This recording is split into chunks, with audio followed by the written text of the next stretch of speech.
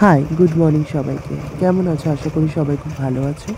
আজকে যে জায়গাটা দেখাবো এটা হচ্ছে পুরুলিয়ার খুবই একটা বিখ্যাত জায়গায়। জায়গাটার নাম হচ্ছে খয়রাবেড়া।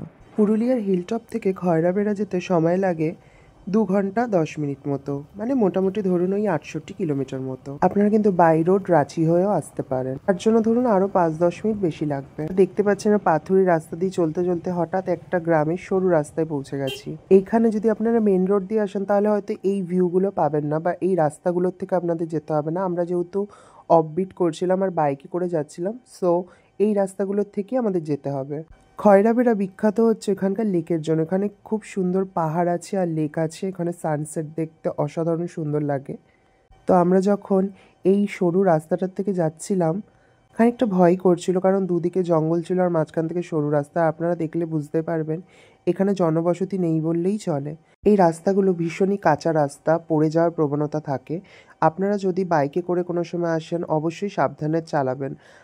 আরও কিছুটা রাস্তা যাওয়ার পরেই দেখলাম এরকম রাস্তার উপর দিয়ে জল বয়ে গেছে। প্রথমে ভেবেছিলাম হয়তো অনেকটা গভীর হবে, তাই আমি বাইক থেকে নেমে পড়েছিলাম।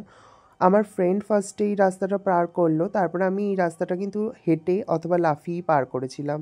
আর এই জায়গাটা দেখে আমি এতটাই এক্সাইটেড হয়ে পড়েছিলাম, পরে আর আমি শ্যুট করতেই ভুলে গেছি। আচ্ছা, আরেকটা জরুরি কথা বলে রাখি, আপনারা যখনই এইসব জায়গায় ঘুরতে আসবেন দিনের বেলা ঘুরতে বেরোলে পাতলা সোয়েটার পরে বেরোবেন, শীতকালেও প্রচন্ড গরম লাগে। এবার এই রাস্তাটা পেরিয়েই হঠাৎ করে জঙ্গলের মধ্যে দিয়ে যেতে যেতে আমরা নোটিস করলাম ময়ূর। এখানে দেখি জংলি ময়ূর নর্মালি ঘুরে বেড়াচ্ছে। আমি তো আগে কোনোদিনও ময়ূর দেখিনি এইভাবে। আমি জানতাম রাজস্থান, গুজরাট ওইসব জায়গাতে এইভাবে নর্মালি রাস্তায় ময়ূর ঘুরে বেড়ায়। এটা দেখে আমি খুব অবাক হয়েছিলাম, আর একটা অদ্ভুত অন্য রকমের এক্সপিরিয়েন্স আপনাদের আমি বলে বোঝাতে পারবো না, কারণ এরকম ধরনের জিনিস আমি আগে কোনোদিনও দেখি। জঙ্গলের মধ্যে দিয়ে যেতে যেতে এদের দেখা পাওয়াটা সত্যি একটা ভাগ্যের ব্যাপার। আরও কিছুটা রাস্তা যাওয়ার পর আমরা এই খয়রাবেড়া লেকের চারিপাশে যে পাহাড়গুলো সেগুলো দেখতে পাচ্ছিলাম। এই পাহাড়গুলো যে দেখা যাচ্ছে এরই কিন্তু মাঝখানে রয়েছে সেই খয়রাবেড়া লেক।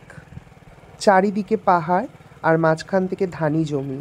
দূর থেকে দেখে খয়রাবেড়ির পাহাড়গুলো মনে হচ্ছিল পুরোটাই যেন আঁকা আর সুন্দর একটা ছবির মতো। আরও খানিকটা যাওয়ার পর দেখলাম রাস্তাটা হঠাৎ শেষ হয়ে গেল, আর একটা সরু রাস্তা দিয়ে সোজা যেতে হবে। তখনই আমরা খয়রাবেড়া নামে এই বোর্ডটা দেখতে পেলাম। আমরা সেই সরু রাস্তাটার থেকে এগিয়ে গেলাম আরও। পাহাড়ি জঙ্গলের মাঝখান দিয়ে এই সরু রাস্তাটা বেশ অনেকটাই চলে গেছে। তারপরে খানিকটা যেতে যেতে আমাদের বেশ গরম লাগছিল। আরও কিছুটা যেতেই আমরা দেখতে পাচ্ছিলাম দূর থেকে একটা লেকের মতো দেখা যাচ্ছে। ব্যাস, তারপরে পৌঁছে গেলাম সেই খয়রাবেড়িতে। প্রথম দেখাতেই মুগ্ধ হয়ে গিয়েছিলাম এই জায়গাটি।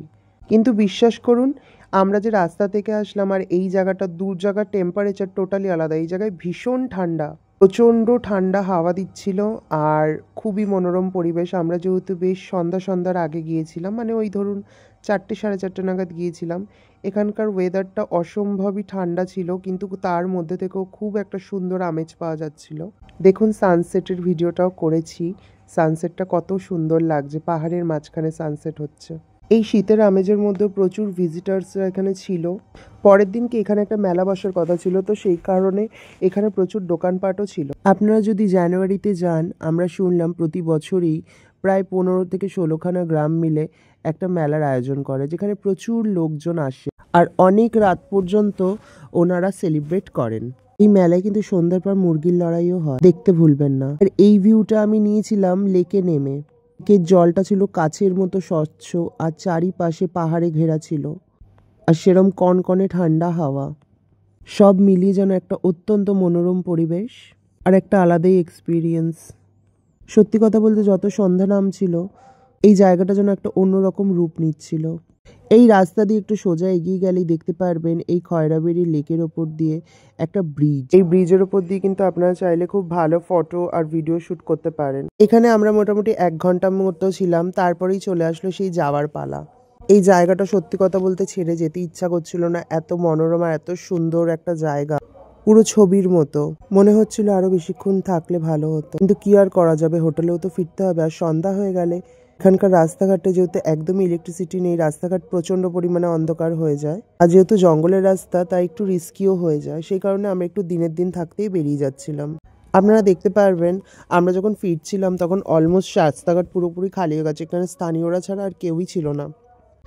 আর যেতে যেতে ওই যে সাইড থেকে একটা সরু রাস্তা দেখতে পাচ্ছেন, ওটা সোজা গিয়ে মেন রোডে কানেক্ট করে, কিন্তু এই রাস্তাটা খুব রিস্কি।